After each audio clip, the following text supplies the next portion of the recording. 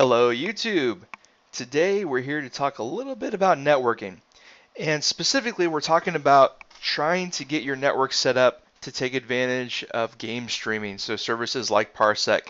So I'm going to be speaking a little bit about Parsec while I talk about networking because that's what I'm using and that's what I'm talking about a lot these days, but this generally will apply to kind of any form of game streaming.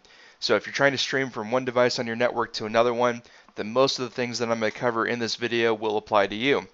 And in a previous video, I talked about using Parsec and optimizing the actual software in Parsec and the computer and the game to get the most out of the streaming experience. So that's definitely worth a watch if you're trying to set this up for the first time or haven't been getting a really smooth experience as you've streamed.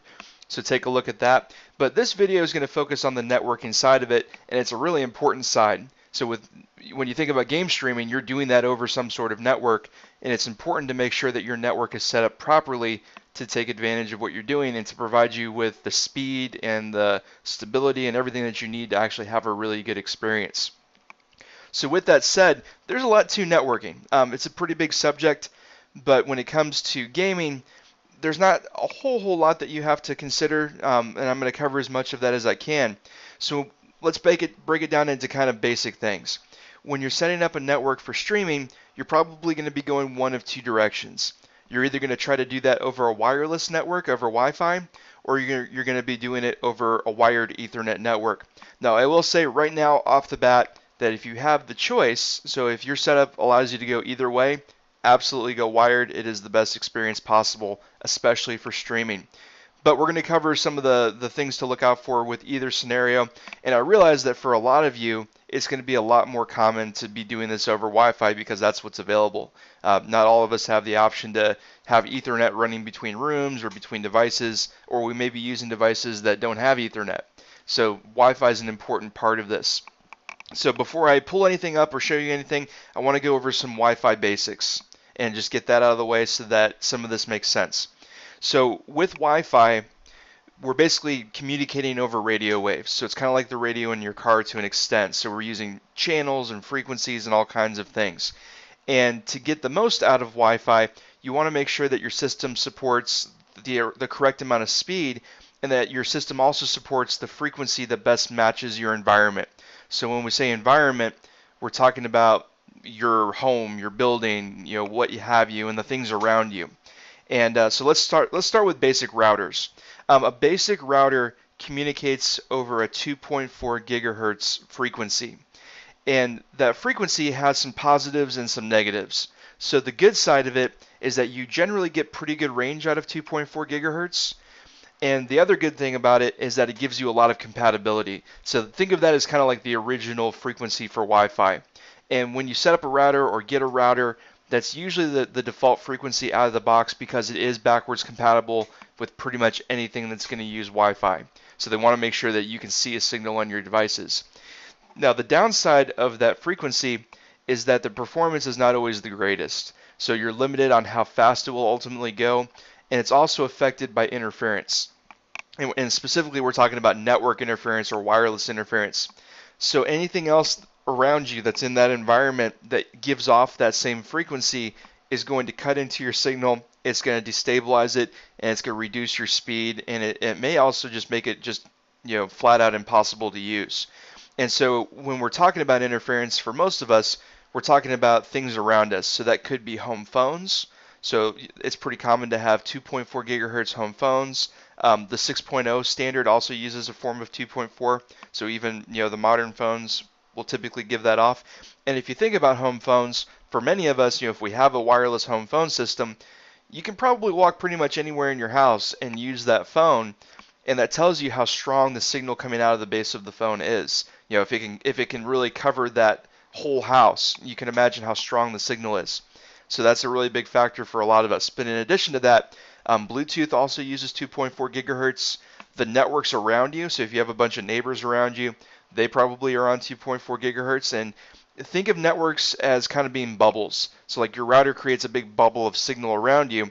So when you go on one of your devices and you look at your list of nearby networks, you pull up Wi-Fi settings and look, if you can see other things besides your house in that list, that means that the bubble from those neighbor networks are overlapping on top of you, like in your space. So that means that you're all sharing that space.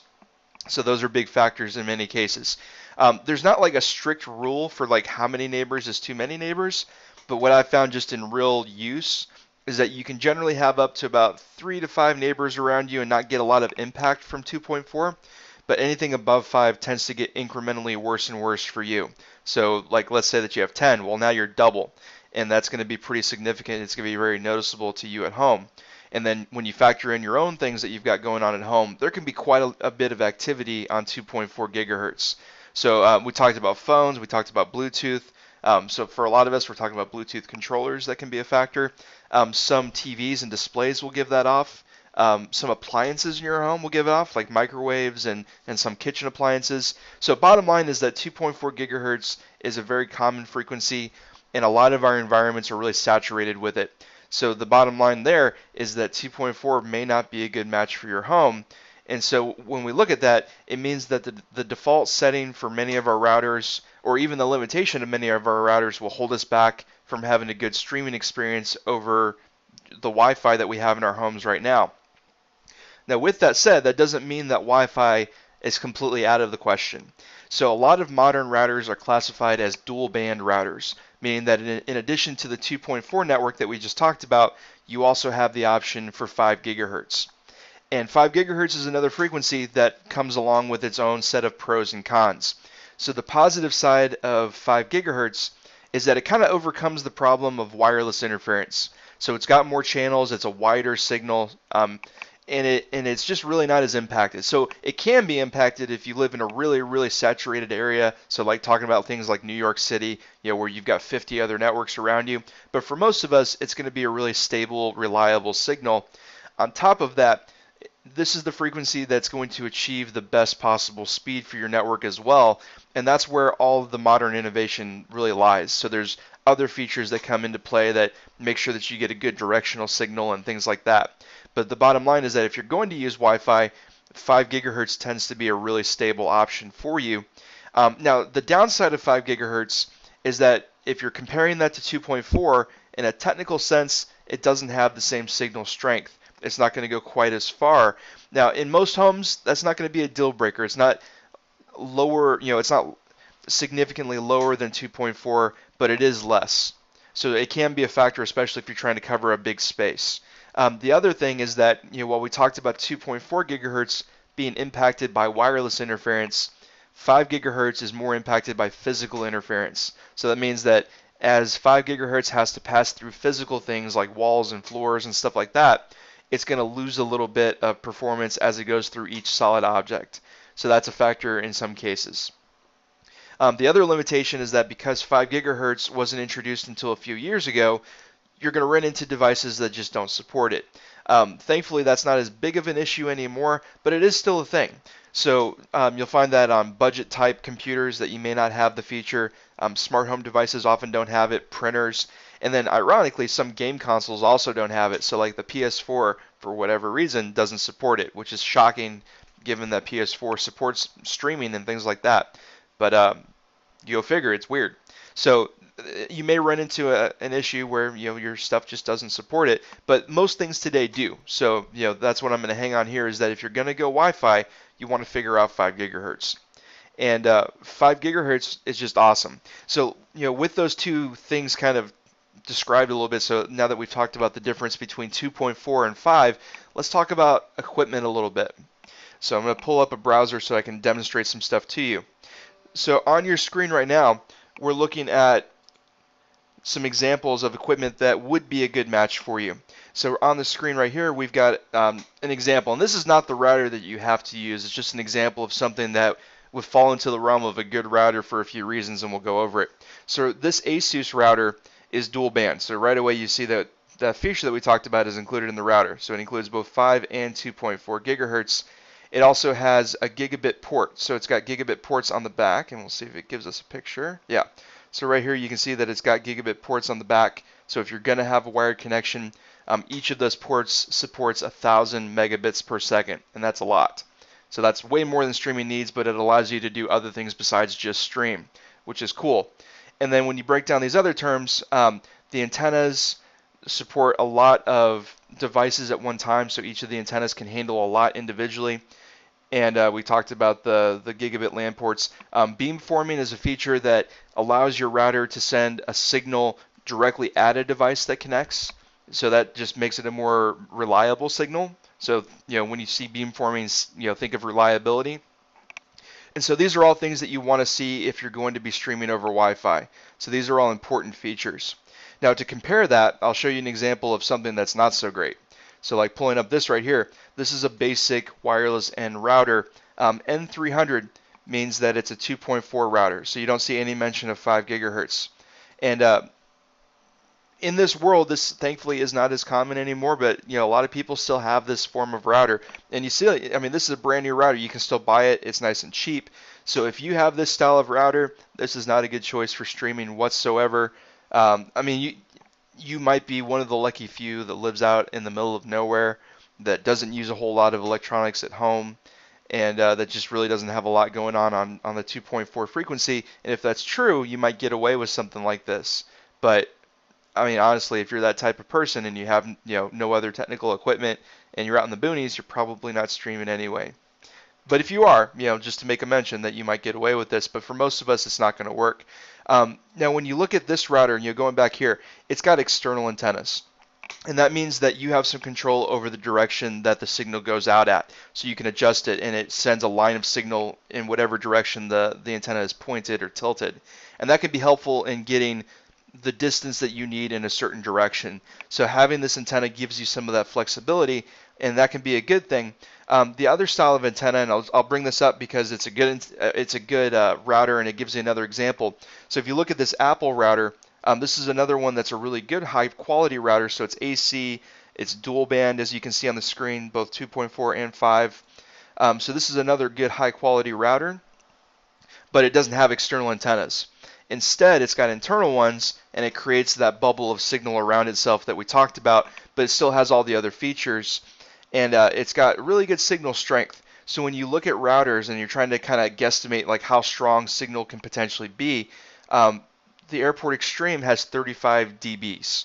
dBs is a measure of how strong a signal is coming out of a device. And so when you're researching routers, that's something that you can look into if you're trying to guesstimate how strong a signal might be on a given router. The decibel level is what dB stands for, indicates how strong signal is. Now that doesn't automatically mean range though, so that's an important distinction. So just because the decibel level is high coming out of a router doesn't mean that you're necessarily going to get more range than you had with the previous one. So to give you an example, so let's say that you had this Airport Extreme and previously you had this cheapo beginner router, and you get this because you're not getting good range in your home. We talked about how physical barriers can sometimes be a factor in the signal, and how going through physical barriers, especially on 5 gigahertz, can reduce the quality of your signal and the range. So a way to think about it in an illustration that I like to use is, imagine that the problem that you're having is that you're trying to spray water from a hose through a piece of plywood. So you start off with a garden hose, which would be kind of like this little cheap Netgear router that we looked at, and obviously the water's not going through it. So to solve the problem, you go and you get a firefighter's hose that has a lot more water volume, and you start spraying it at the same piece of wood. Well, you might break the piece of wood, but the point here is that just because the water had more volume doesn't mean that it's going to pass through that barrier. So your physical environment still plays a really crucial role in the coverage and signal strength that you get. But decibels will give you an idea that if your environment is not inhibiting your signal, then you could get more range with more decibels. So that's another factor to keep in mind. Now, another thing, while we're on the subject of range, is that sometimes we don't get good coverage in parts of our home. And it's not uncommon for people to have things like this, a Wi-Fi booster or extender, that basically repeats your signal. So you put it in a certain spot in your home, usually halfway between where you get really good coverage and where it starts to drop off or has no coverage. So you put it at kind of that halfway point, and it connects to your client and then rebroadcasts the signal beyond itself. And in theory, that sounds like a really good way of extending your signal, but in practice, there's some things to consider when you do something like this. So every Wi-Fi booster that you put in your home will extend your range, so that means that the bars of signal strength on your device increase, but they decrease the actual performance of your network. So each one of them can decrease it by 10 to 20% each. And so that's a factor to consider because our goal, as we're talking about optimizing your network, the goal is to increase performance. We're trying to increase speed and stability. And although a Wi-Fi booster can increase range, it decreases that stability and performance. So if you have these in your home, these may actually be holding you back. So that's a factor. So keep that in mind. Now, with that said, you may be asking, well, okay, so you've just said that what I'm doing is not working and it's not going to help me. What do I do then? Because I still have these dead areas in the house. The best way to address those would be to use what's called an access point. So an access point is still an extender, but it's a wired extender. So you're connecting your main router to your extender with an Ethernet cable. If you do that, you're not losing any performance. And things like this Airport Extreme and this ASUS router, these have access point modes. So in addition to being a router and it can be the primary hub of your network, it can also act as an access point if you need to get signals to other parts of the home. So you can buy one of these and set it up to be an extender to another one. And I will say this off the bat just from experience, it's nice to match equipment with equipment. So if you're going to go with something like this ASUS, you're probably going to be best off getting another ASUS to act as your access point. And same thing for the Airport Extreme. If you're going to use this and you need more signal in another part of the house, get another Airport Extreme. So keep the brands together. A lot of them have features that are specific to their brand, and some of them are optimized to work with each other in these modes. So that's just something that I've discovered and experienced as I've worked with them. So that kind of covers a lot of the Wi-Fi stuff. So here's a couple other tips to throw out there. A lot of modern routers support something called QoS, means quality of service. And the theory behind it is that some things need to be more important than other things on the network. And so if you're doing something, your router will try to decide what things that are going on at the same time are most important and dedicate the most resources to that thing. So an example would be, let's say that you have a Roku and you're streaming video to that Roku. Well, you want that signal to be consistent. You don't want it to cut out or buffer or whatever. So with QoS, a router will try to prioritize that device over other things that might be happening at the same time. The problem with QoS is that QoS doesn't always know what's really important. So it might, in that scenario, it might prioritize your TV streaming box over your Parsec streaming. And it might actually decrease the performance of your game streaming and favor something else instead. It's really hard to know. And some QoS systems might pick up on your game streaming and say, cool, that should be important. But there's no way to guarantee it with most routers. So I recommend that if you're noticing any choppiness, look in your router settings, see if there's a QoS setting, and toggle it off. See if that helps. So here's another factor with routers, and you might hear a lot of chatter about this from other people, and the factor is channels. So we talked about frequencies and how important frequencies are. Now within a frequency you have channels, and a good way to think about this is to imagine that your frequency is kind of like a highway, and that the channels are like the lanes on the highway. And traffic is kind of like those channels. It's kind of like channels and frequencies, car traffic. So if you imagine cars going down a highway, let's say that this highway has 3 lanes. Well, let's say that as you're approaching that highway, you notice that one lane is just bumper to bumper traffic. They're barely moving. And the other 2 lanes are just completely free. Things are just moving at the normal speed limit. Nothing's inhibiting it at all.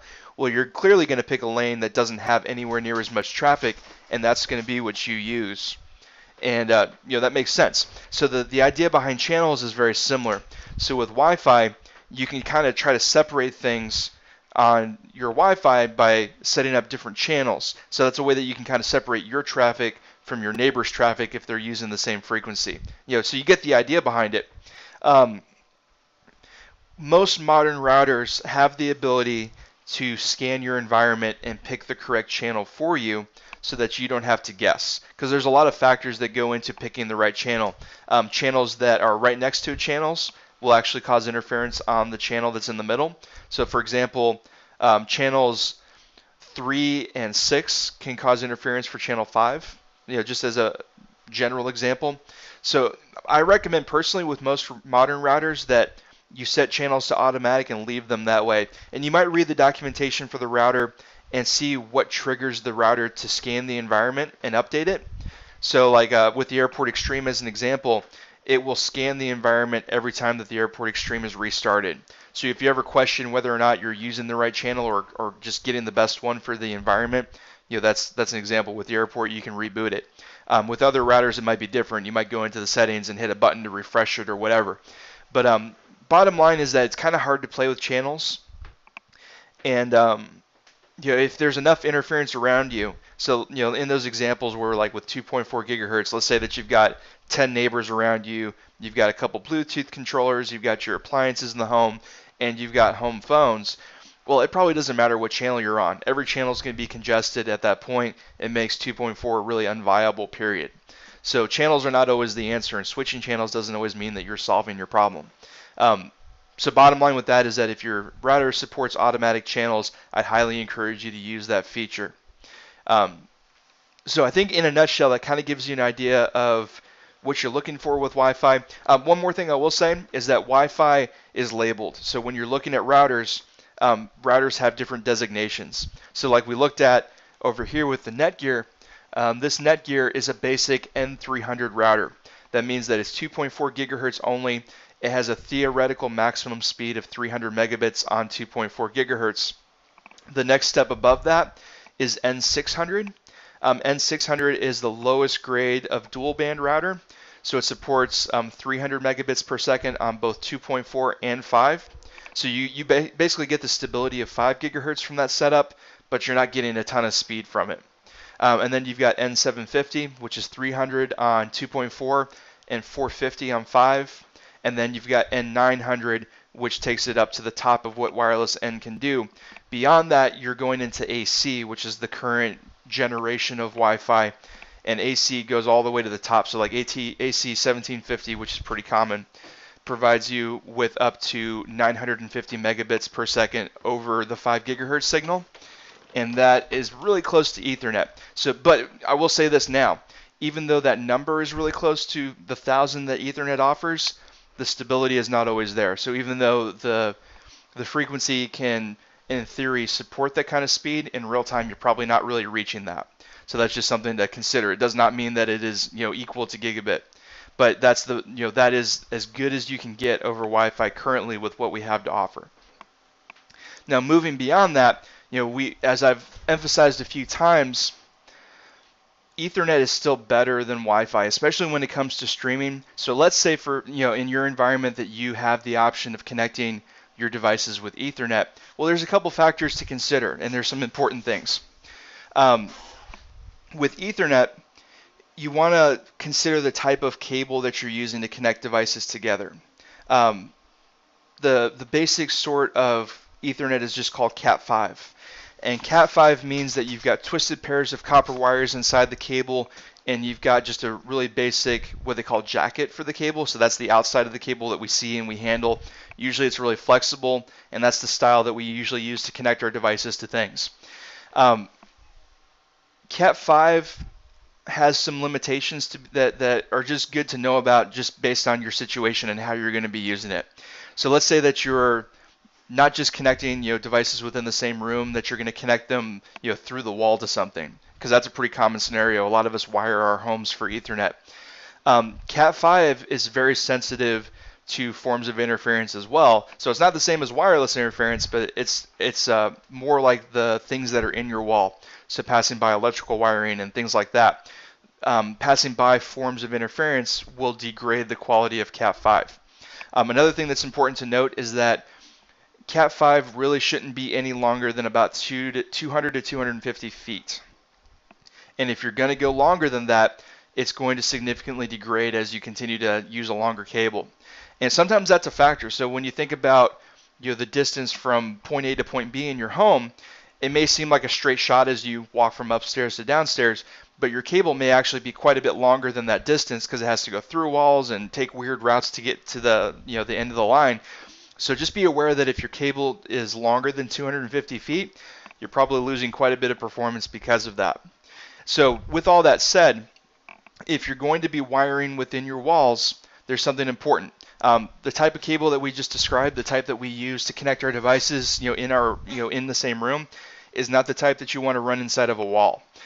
There are special cables, they call them in-wall cables, that have a different kind of jacket. So the outside of the cable is made of a different material that's meant to block those forms of interference. Considering that we're probably going to be running these wires close to other wires like the electrical wires. I'll give you an example here of what that looks like. So this is an in-wall cable. So this is the jacket that we just talked about. That's the exterior of the cable.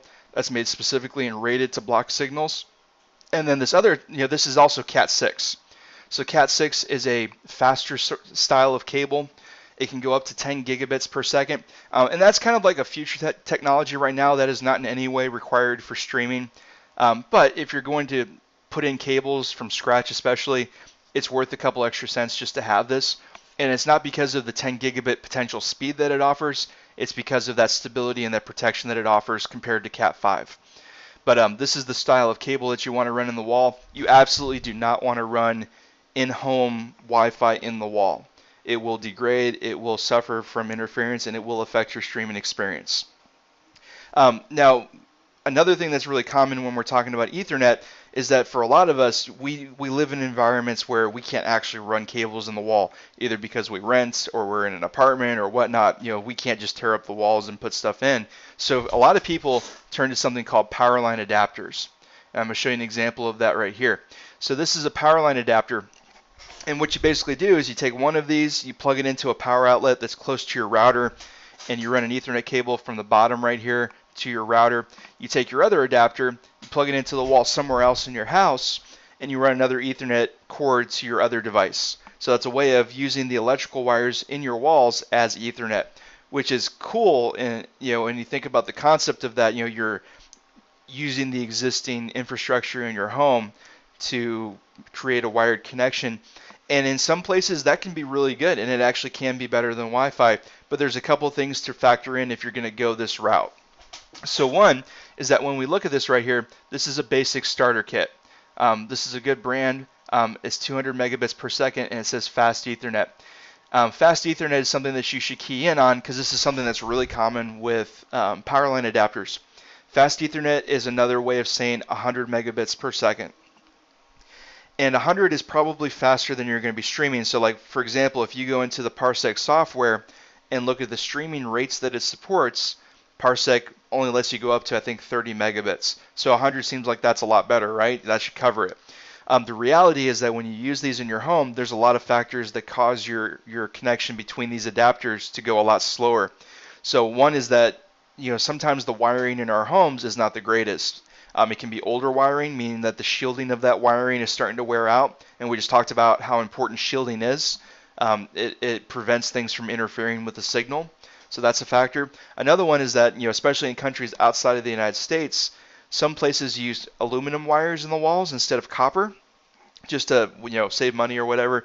And aluminum is a very poor conductor for power line adapters, and it will slow your connection down. Another factor is that most modern homes have breaker boxes. So your home is divided up into different sections and zones that are controlled by a breaker. And if you put one adapter in a room that's on one breaker and put another adapter in another room that's on another breaker, meaning that the signal has to pass through the breaker box, you can lose some of your performance as it goes through that. And so in reality, this 100 megabits per second that this could potentially be doing probably isn't really that in most homes. And another thing just to kind of keep in mind is that when you look at this, see how it says 200 megabits per second? Well, it's meaning that the connection going through, the speed going across the wiring is 200, but when it reaches this Ethernet port right here, it's bottlenecked down to 100 because that's all that this port can do. So to me, this is a little deceptive. I don't know why they advertise them this way because in reality, you're never going to achieve that speed. And you'll see even like over here, like here's another example. This one says that it can do 500 megabits per second, but again, Fast Ethernet.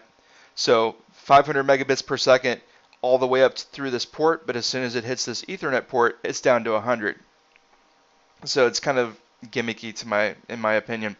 Now, with that said, if you're going to get something, there are kits that have better connectors. So this one could do 600 megabits per second, and it's got a gigabit Ethernet adapter. So if you look right here, gigabit, and gigabit means 1,000. So that means that the ports actually support the throughput that you're getting right here. And again, you're probably not really going to get the 600 that it's advertising, but you have a much better chance of getting the speed that you need through the connection when you consider the other factors that can slow things down. So bottom line with Powerline is that it is not as good as actual real Ethernet running through your walls, but it can be better than Wi-Fi depending on your environment.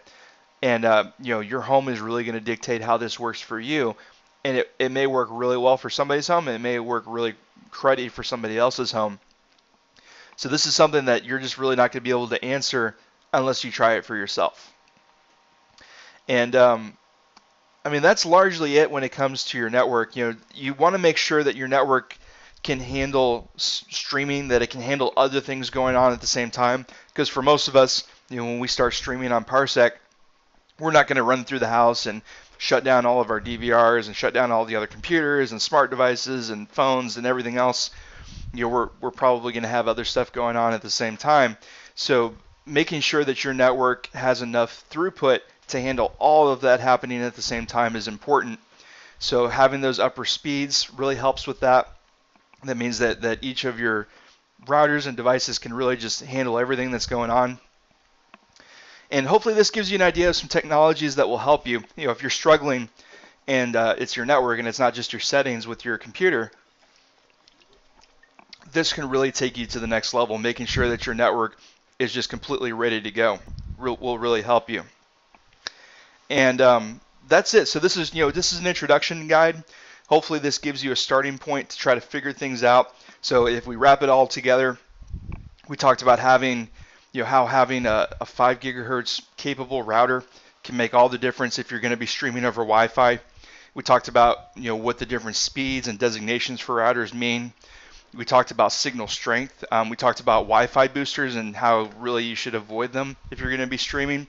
We talked about using access points, so wired routers or dedicated access points instead if you need coverage in a part of the home. We talked about wiring, so we talked about Cat 5 versus Cat 6 and about the lengths of wire and how that affects you. We talked about Powerline, as an alternative to wired that could be better than wireless, but it kind of depends on your home. And just to bring it all together, those are all things that you can look into when it comes to trying to get the most out of your network for game streaming. And that's really it for this beginning guide. If you have any questions, I'd be happy to answer them. Feel free to leave comments below. I'll clarify anything that you guys may think about or have questions about. And like I said, I do have other videos where I've talked a lot more about Parsec. I've talked about optimizing the client itself to get the most out of streaming. I talked about optimizing your games to make them stream really well. So feel free to watch that video as well. And until next time, you guys have fun and enjoy your streaming.